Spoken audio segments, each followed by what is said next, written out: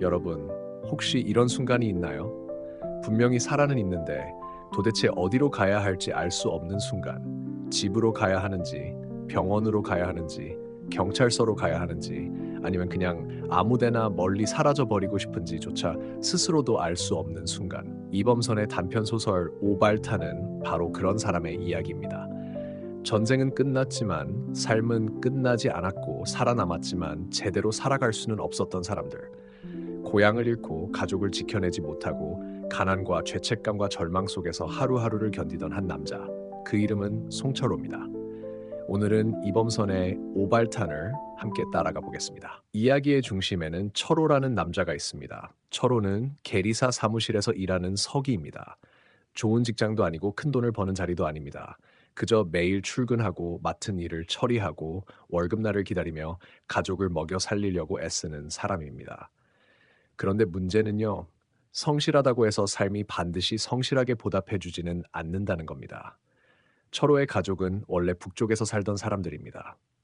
고향에서는 그래도 어느 정도 살림이 있었지만 분단과 전쟁의 소용돌이 속에서 모든 것을 잃고 남쪽으로 내려오게 됩니다. 그들이 자리 잡은 곳은 서울 해방촌입니다. 이름은 해방촌이지만 그 안의 삶은 결코 해방되어 있지 않습니다. 비탈진 언덕에 다닥다닥 붙은 판잣집들, 비가 오면 물이 새고 바람이 불면 벽이 흔들리고 하루 벌어 하루 먹는 사람들이 서로의 한숨을 벽 너머로 들으며 살아가는 곳. 그곳에 철호의 가족이 있습니다. 정신이 온전하지 못한 어머니, 만삭의 몸으로 지쳐있는 아내, 어린 딸, 전쟁에서 다친 몸으로 돌아온 동생 영호, 가난 때문에 양공주가 된 여동생 명숙, 그리고 그 모두를 어떻게든 책임져 보려는 철호. 이 가족은 한 집에 모여 있지만 사실은 모두가 각자의 전쟁을 계속 치르고 있습니다. 철호가 퇴근해서 집 가까이 오면 언제나 들리는 소리가 있습니다. 어머니의 목소리입니다. 가자! 어머니는 계속 말합니다. 가자! 가자! 처음 들으면 그냥 어디로 가자는 말처럼 들립니다. 하지만 그 말은 단순한 외출의 말이 아닙니다. 고향으로 가자는 말입니다. 북쪽 고향으로, 전쟁 전의 집으로, 잃어버린 시간으로, 아직 가족이 흩어지기 전의 삶으로 돌아가자는 말입니다. 그런데 철호는 알고 있습니다. 갈 수 없다는 것을요. 고향은 너무 멀어졌고 현실은 너무 단단하게 막혀 있고 전쟁이 지나간 뒤의 시간은 다시 되돌릴 수 없습니다. 그런데도 어머니는 하루에도 몇 번씩 가자고 외칩니다.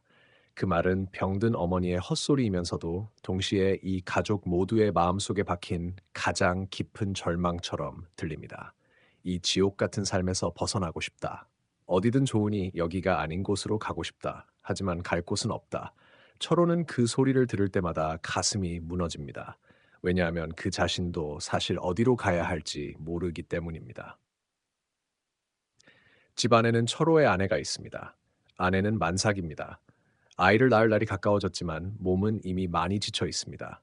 한때 그녀에게도 밝은 시절이 있었습니다. 젊고 아름답고 음악을 공부했던 과거가 있었습니다.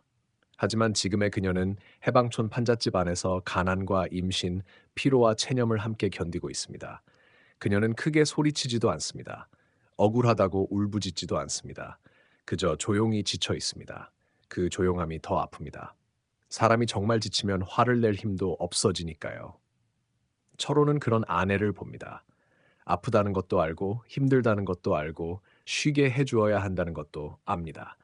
하지만 해줄 수 있는 게 없습니다. 좋은 병원에 데려갈 돈도 없고 편히 누울 방도 없고 먹고 싶은 것을 사줄 여유도 없습니다. 사랑하는 사람이 눈앞에서 말라가는데 아무것도 해줄 수 없는 철호가 느끼는 고통은 바로 그런 무력감입니다. 철호의 동생 영호는 전쟁에서 돌아온 상위 군인입니다. 몸에는 전쟁의 상처가 남아있고 마음에도 깊은 균열이 있습니다. 영호는 형과 다릅니다. 철호는 그래도 양심을 지켜야 한다고 믿습니다. 가난해도 정직하게 살아야 한다고 믿습니다. 무너진 세상 속에서도 사람이 지켜야 할 선이 있다고 생각합니다. 하지만 영호는 그런 형의 태도를 답답하게 여깁니다. 양심이 밥을 주느냐고 정직하게 산다고 누가 알아주느냐고 이 세상에서 그렇게 살다가는 끝까지 짓밟히기만 한다고 생각합니다. 전쟁터에서 돌아온 영호에게 세상은 이미 믿을 수 없는 곳입니다. 그는 형의 성실함을 고지식함으로 봅니다. 철호는 영호를 나무라지만 그 말에도 힘이 없습니다. 왜냐하면 철호 자신도 양심 하나 붙잡고 사는 삶이 가족을 구해주지 못하고 있다는 것을 너무 잘 알고 있기 때문입니다. 철호의 여동생 명숙도 있습니다. 명숙은 가난 때문에 양공주가 되어 살아갑니다. 철호에게 명숙은 아픈 이름입니다. 부끄럽기도 하고 불쌍하기도 하고 화가 나기도 하고 무엇보다 자신이 지켜주지 못했다는 죄책감이 있습니다. 예전에도 철호는 명숙 때문에 경찰서에 불려간 적이 있습니다. 경찰서에 앉아 있다가 명숙을 데리고 뒷문으로 나옵니다. 두 사람은 가족이지만 서로에게 따뜻한 말을 하지 못합니다. 철호는 고개를 숙이고 걷고 명숙은 어느 지점에서 남처럼 다른 길로 사라집니다. 말없이 헤어지는 그 장면이 더 아픕니다. 가족인데도 가족이라는 말이 서로를 구해주지 못하기 때문입니다. 명숙도 원해서 그런 삶을 사는 것이 아닙니다. 살아야 했고 돈이 필요했고 가난은 그녀를 그 자리까지 밀어냈습니다. 하지만 철호는 그걸 알면서도 괴롭습니다. 가난이 가족을 하나씩 다른 방식으로 망가뜨리고 있다는 것을 너무 잘 보기 때문입니다. 철호 자신에게도 오래된 고통이 있습니다. 바로 치통입니다. 썩은 어금니가 오래전부터 아팠지만 그는 치과에 가지 못합니다. 돈이 없기 때문입니다. 돈이 있는 사람에게 치통은 병원에 가면 해결될 일입니다. 하지만 철호에게 치통은 참아야 하는 고통입니다. 밥을 먹을 때도 아프고 말을 할 때도 아프고 밤이면 더 깊게 욱신거리지만 그는 그냥 버팁니다. 가족의 문제들이 너무 크기 때문에 자기 몸의 고통은 늘 가장 뒤로 밀려납니다. 어머니의 정신 이상, 아내의 임신과 병약함, 영호의 방황, 명숙의 삶, 어린 딸의 미래, 그 모든 것 앞에서 자기 이 하나쯤은 참아야 하는 것으로 남겨둔 겁니다. 철호는 그렇게 삽니다. 자기 고통을 맨 마지막에 놓는 사람으로요. 그러던 어느 날 영호가 집에 들어옵니다. 철호는 영호의 태도를 나무랍니다. 그렇게 살면 안 된다고 정신 차려야 한다고 아무리 세상이 힘들어도 사람이 넘어서는 안 될 선이 있다고 말하고 싶어 합니다. 하지만 영호는 쉽게 받아들이지 않습니다. 집 안에는 어머니의 가자 소리가 흐릅니다. 아내는 지친 몸으로 누워있고 명숙은 자기 방으로 들어가 눕고 영호는 현실에 대한 불만을 품고 있고 철호는 그 모든 것을 바라봅니다. 가족이 함께 있지만 그 안에는 따뜻한 식탁보다 각자의 상처가 더 크게 놓여 있습니다. 이 집은 집이지만 쉴 수 있는 곳은 아닙니다. 그리고 며칠 뒤 철호에게 경찰서에서 연락이 옵니다. 철호는 순간 명숙 때문일지도 모른다고 생각했을 겁니다. 예전에도 그런 일이 있었으니까요. 하지만 이번에는 아닙니다. 이번에는 영호입니다. 영호가 권총 강도로 붙잡혔다는 소식입니다. 철호는 경찰서로 갑니다. 형사에게서 사건 내용을 듣습니다. 영호가 은행 앞에서 돈을 싣고 떠나려는 차를 노리고 권총 강도 짓을 하다가 붙잡혔다는 것입니다. 그 순간 철호는 말문이 막힙니다. 영호가 위험하게 흔들리고 있다는 것은 알았지만 정말 범죄자가 되어 경찰서에 앉아 있게 될 줄은 몰랐을 겁니다. 철호는 형입니다. 동생을 붙잡아야 했던 사람입니다. 그런데 붙잡지 못했습니다. 영호는 전쟁에서 다쳐 돌아왔고 사회는 그에게 자리를 주지 않았고 결국 그는 권총을 들고 세상에 덤벼들었습니다. 철호는 분노보다 먼저 허망함을 느꼈을지도 모릅니다. 내가 무엇을 할 수 있었을까? 어디서부터 잘못된 걸까? 이 아이를 어떻게 다시 데려올 수 있을까? 하지만 이미 사건은 벌어졌고 영호는 경찰서에 있습니다. 철호는 또 하나의 무너진 현실 앞에 멍하니 서게 됩니다. 경찰서를 나온 철호는 집으로 돌아옵니다. 그런데 집에서는 또 다른 비극이 기다리고 있습니다. 명숙이 철호에게 말합니다. 아내가 위독하다고요? 아내가 아이를 낳다가 위독한 상태에 빠졌다는 겁니다. 철호는 급히 병원으로 달려갑니다. 이미 영호의 사건으로 마음이 산산이 부서진 상태인데 이제는 아내의 목숨까지 위태롭습니다. 그는 정신없이 병원으로 갑니다. 하지만 도착했을 때 이미 늦었습니다. 아내는 죽어 있습니다. 아이를 낳다가 그 가난한 몸으로 더 버티지 못하고 싸늘한 시체가 되어 있습니다. 여러분, 이 순간 철호는 어떤 표정을 지었을까요? 동생은 권총 강도로 붙잡혔고 아내는 아이를 낳다 죽었습니다. 집에는 가자만 외치는 어머니가 있고 어린 딸이 있고 양공주가 된 명숙이 있고 자신은 그 누구도 구하지 못했습니다. 이 모든 일이 하루 안에 철호를 덮칩니다. 사람이 감당할 수 있는 슬픔에도 한계가 있습니다. 그 한계를 넘어가면 눈물도 바로 나오지 않습니다. 그냥 몸만 움직입니다. 정신은 멈춰 있는데 몸만 거리를 걷는 상태, 철호가 바로 그렇게 됩니다. 병원을 나온 철호는 어디로 가야 할지 모른 채 거리를 걷습니다. 집으로 가야 할까요? 집에는 어머니가 있습니다. 딸이 있습니다. 이 모든 소식을 어떻게 전해야 할지 알 수 없습니다. 경찰서로 가야 할까요? 거기에는 영호가 있습니다. 권총 강도로 붙잡힌 동생을 다시 만나야 할지도 모릅니다.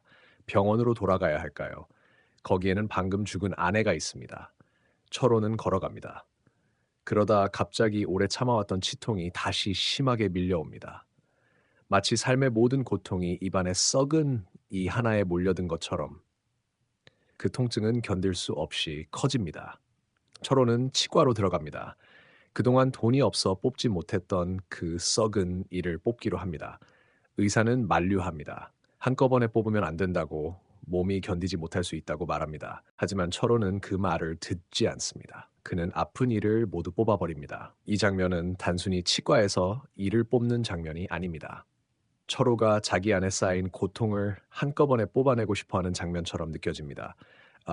어머니의 가자, 영호의 권총 강도, 아내의 죽음, 명숙의 삶, 해방촌 판잣집, 자기 무능감, 자기 양심의 무력함, 그 모든 것을 썩은 이처럼 뽑아버리고 싶었을지도 모릅니다. 하지만 이를 뽑는다고 삶의 고통이 사라지지는 않습니다. 오히려 피가 흐릅니다. 철호의 입에서는 피가 계속 흘러나옵니다. 치과를 나온 철호는 몹시 어지럽습니다. 입안에선 피가 흐르고 몸은 휘청거리고 정신은 점점 흐려집니다. 그는 택시를 탑니다. 택시 기사가 묻습니다. 어디로 갈까요? 철호는 대답해야 합니다. 하지만 그는 어디로 가야 할지 모릅니다. 집으로 가야 합니다. 해방촌 판잣집으로 돌아가야 합니다. 그런데 집으로 가면 어머니의 가자를 다시 들어야 합니다. 아내의 죽음을 알려야 합니다.